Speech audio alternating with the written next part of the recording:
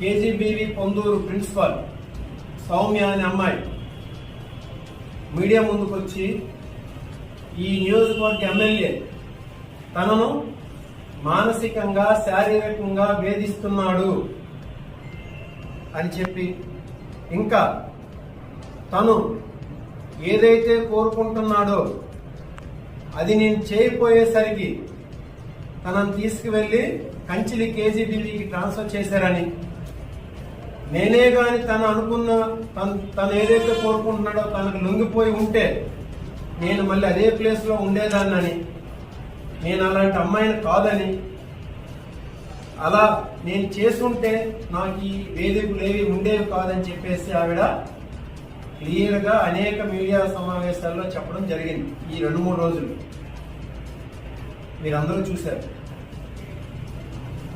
నేను ఒక్కటే సూటిగా ప్రశ్నిస్తున్నాను ఆయన కోన రవికుమార్ గారిని. ఆవిడ ఏదో కుటుంబ సమస్యలతో ఒంటరిగా ఉంది. ఒంటరి మహిళ, దళిత మహిళ, 33 సంవత్సరాలు ఏజ్ ఉన్న ఆవిడ. నీ కూతురు వయసు నీకు 57 సంవత్సరాలు, 57-58 సంవత్సరాలు. నీ కూతురు వయసు ఉన్న ఆవిడ. ఆవిడతో ఇలా ప్రవర్తించడం ఇది సబబేనా? ఇది మంచి చర్యేనా? ఆవిడ రాత్రి 10-10:30 వరకు మీ ఆఫీస్లో ఉంచి రివ్యూలు ఏంటండి? లేడీస్ని, ఉద్యోగుల్ని రాత్రి 10-10:30 వరకు ఉంచి రివ్యూలా? రాత్రి మీద కాల్ చేసి వీడియో కాల్ చేస్తే రివ్యూనా? వీడియో కాల్ చేయాలా? రివ్యూ చేయాలంటే మామూలు కాల్ చేయొచ్చు కదా, గ్రూప్ కాల్ చేయొచ్చు కదా, వాయిస్ కాల్ చేయొచ్చు కదా. వీడియో కాల్ చేయడం ఏంటో? నీకు ఏం అవసరం వచ్చింది రాత్రి మీద వీడియో కాల్ చేసి? ఆ ఫోటోలు చూడండి. వాళ్ళు నైటీలతో ఉంటే వాళ్ళని వీడియో కాల్ పెట్టేసి ఈయన ఒక పక్క, వాళ్ళు ఒక పక్క. వాళ్ళ కింద ఉన్న వాళ్ళంట వీడియో కాలే స్టార్ట్ చేయమన్నారని చెప్పమంట.